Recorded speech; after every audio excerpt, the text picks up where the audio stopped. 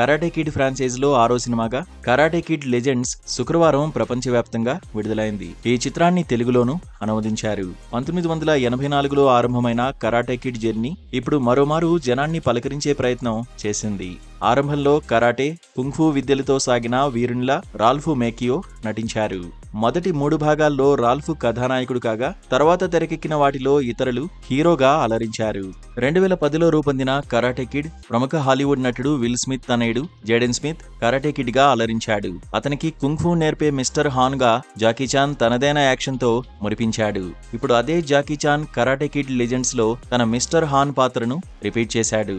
ఇక ఆరంభ చిత్రాల్లో హీరోగా మురిపించిన రాల్ఫ్ మేకియో ఈ తాజా చిత్రంలో హీరోకి కరాటేలో శిక్షణ ఇచ్చే కోచ్ గా దర్శనమిచ్చాడు. ఇక బెన్ వ్యాంగ్ కరాటే కిడ్ పాత్రలో కనిపించాడు.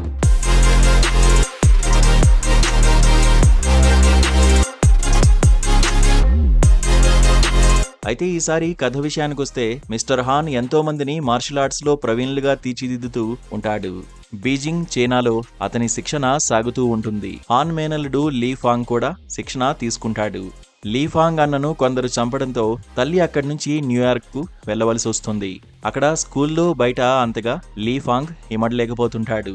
అనుకోని పరిస్థితుల్లో లీ ఫాంగ్ ఓ టోర్నమెంట్ లో పాల్గొనాల్సి వస్తుంది.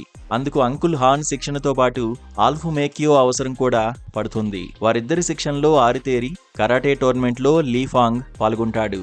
చివరకు గెలుస్తాడు.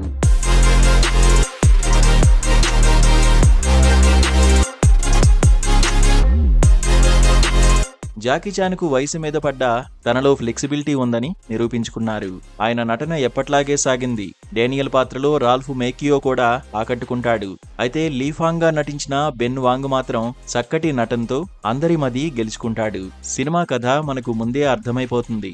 ఎక్కడా ఎలాంటి ట్విస్టులు ఉండవు. దాంతో సినిమా అంత ఆసక్తిగా అనిపించదు. డైరెక్టర్ జొనాథన్ ఎంట్విస్లే పనితనం ఏమాత్రం కనిపించదు. ఎప్పుడో 80-90ల్లో వచ్చిన సినిమా చూస్తున్న ఫీలింగ్ కలుగుతుంది. స్టార్స్ నటించిన సినిమాలో స్పీడ్ అనేది ఉండదు. చక్కటి యాక్షన్ సినిమాగా తెరకెక్కవలసిన కరాటే కిడ్ బోరుగా సాగుతుంది. గతంలో వచ్చిన కరాటే కిడ్ సిరీస్తో పోలిస్తే ఈ కరాటే కిడ్ లెజెండ్స్ లో ఎక్కడా కొత్తదనం అనేదే కనిపించదు. ఈ సినిమా గురించి చెప్పుకోవడానికి క్లైమాక్స్ ఫైట్ మినహా ఏమీ లేదు.